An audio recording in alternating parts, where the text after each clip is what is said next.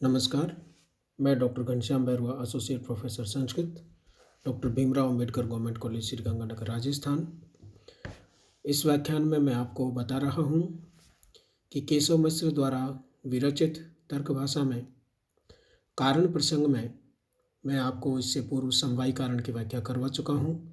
इस व्याख्यान में असमवायी कारण के विषय में मैं आपको बता रहा हूँ कि किस प्रकार से कारण के जो तीन भेद हैं, समवायी कारण, असमवायी कारण और निमित्त कारण। तो इस व्याख्यान में आपको असमवायी कारण की परिभाषा बता रहे हैं। देखिए, केशव मिश्र की तर्क भाषा के आधार पर असमवायी कारणम तदुच्यते, असमवायी कारण उसे कहते हैं। किसे कहते हैं? देखिए, यत समवायी कारण प्रत्यासन्न मवधृत सामर्थ्यम तद समवायी कारणम।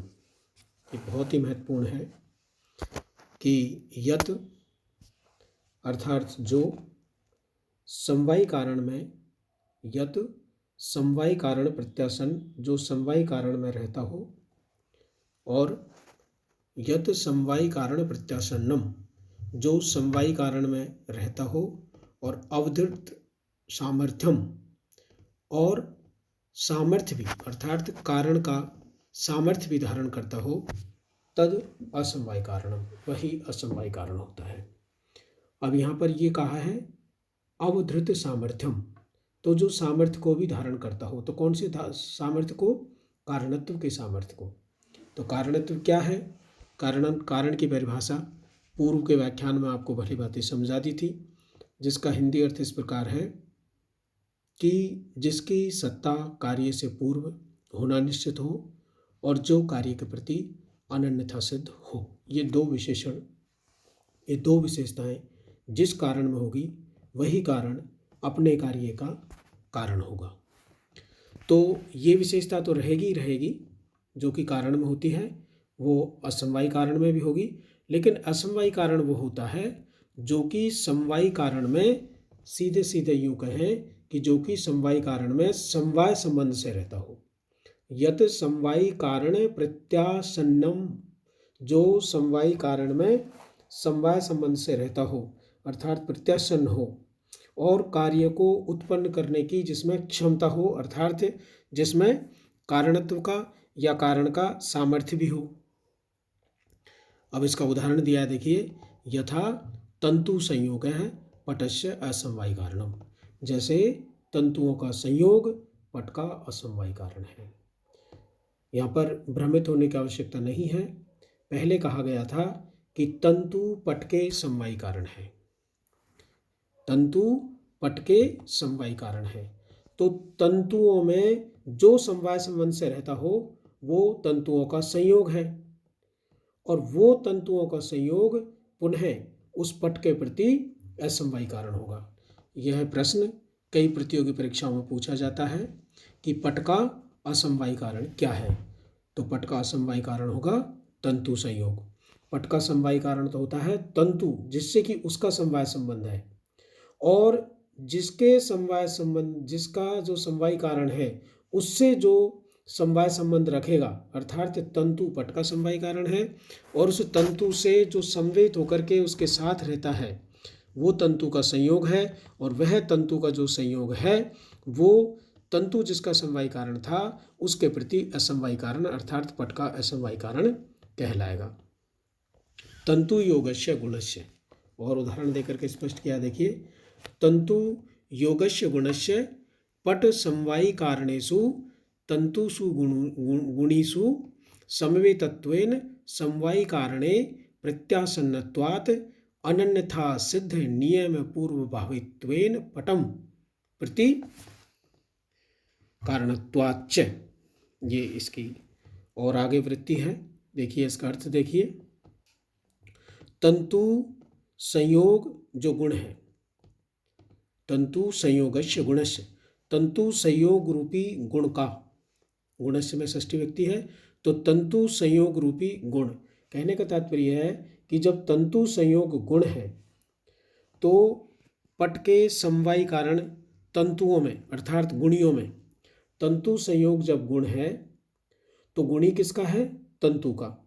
तो तंतु गुणी हो गया, और तंतु का संयोग उसका गुण हो गया। तो तंतु संयोग जो कि गुण है, उस गुण का पट समवायी कारणेषु तंतिषु, जो पट का समवायी कारण है उन तंतु रूपी गुणियों में। ध्यान से समझ लीजिए, यहाँ पर तंतु संयोग को तो गुण माना है। जब तंतु संयोग गुण है तो इस तंतु संयोग का गुणी हो गया तंतु।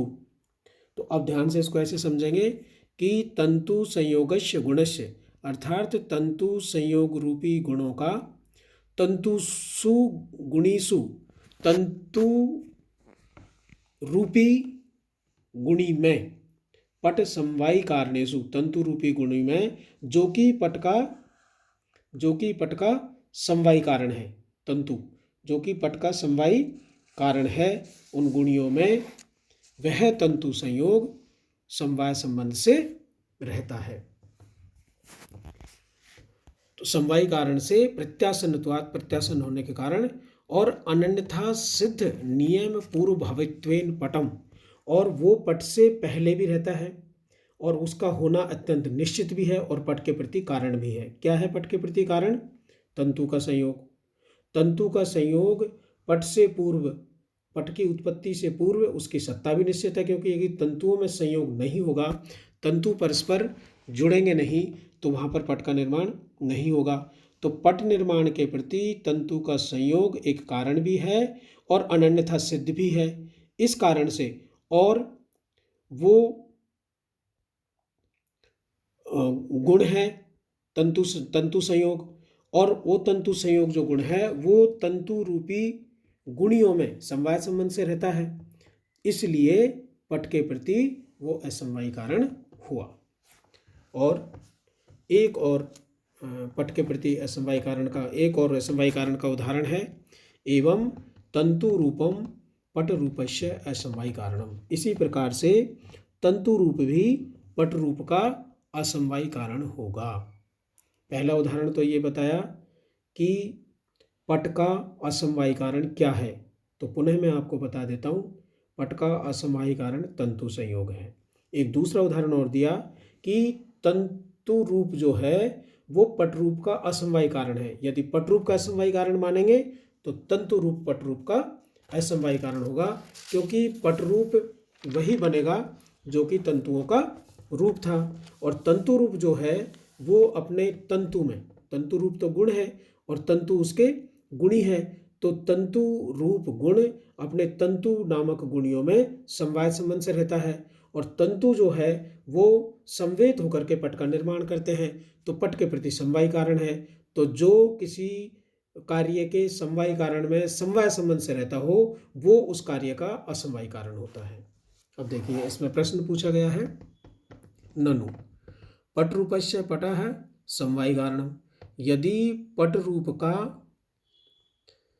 पट समवायी कारण है, ये पहले बताया गया था, यदि पट रूप का पट समवायी कारणम तेन तद्गतस्य एव कश्चित् धर्मस्य पट रूपम प्रत्यय समवायी कारणत्वम उचितम तस्य एव समवायी कारण प्रत्यासन्नत्वात् न तु तंतु रूपस्य। अब ये यहाँ पर प्रश्न ये उठा रहे हैं कि जो आपने पट रूप का तंतु रूप को असमवायी कारण माना है वो उचित नहीं है। कैसे नहीं है? देखिए, पट रूप का समवायी कारण पट है, इसलिए उस पट में रहने वाले किसी धर्म का ही, अर्थात पट रूप के प्रति असमवायी कारणत्व उचित है, क्योंकि उस पटगत धर्म का समवायी कारण प्रत्यासन्न हो सकता है, तो तंतु रूप का पट रूप के प्रति समवायी कारण प्रत्यासन्न नहीं हो सकता, और उस तंतु रूप के पट रूप के समवायी कारण में पट में प्रत्यासन्न न होने से तंतु रूप का पट रूप के प्रति असमवायी कारण तो मानना उचित नहीं है। ये इन्होंने ये कहा है। तो इसकी शंका का समाधान केशव मिश्र इस प्रकार से करते हैं कि माँ एवं, ऐसा नहीं है, समवायी कारण प्रत्यासन्नस्य अपि परंपराया समवायी कारण प्रत्यासन्नत्वात्। ये एक सीधा सा उत्तर देते हैं, ऐसा नहीं है, उस पट रूप आदि के समवायी कारण पट के समवायी कारण तंतु में प्रत्यासन्न अर्थात तंतु रूप आदि का भी परंपरा से अर्थात कारणीयार्थ प्रत्याशक्ति से समवायी कारण में प्रत्यासन्न अर्थात अभिष्ट होने से तंतु रूप भी पट रूप के समवायी कारण में प्रत्यासन्न माना जाएगा। अतः तंतु रूप जो है वो पट रूप का असमवायी कारण हो सकता है। अब यहाँ पर दो उदाहरण स्पष्ट समझ में आ गए होंगे आपके कि जब पट का निर्माण होता है तो तंतु संयोग उसका असमवायी कारण होता है और तंतु उसका समवायी कारण होता है। दूसरा उदाहरण इन्होंने दिया है कि जब पट रूप का निर्माण होता है तो तंतु का जो रूप है वो पट रूप के प्रति असमवायी कारण होता है। धन्यवाद।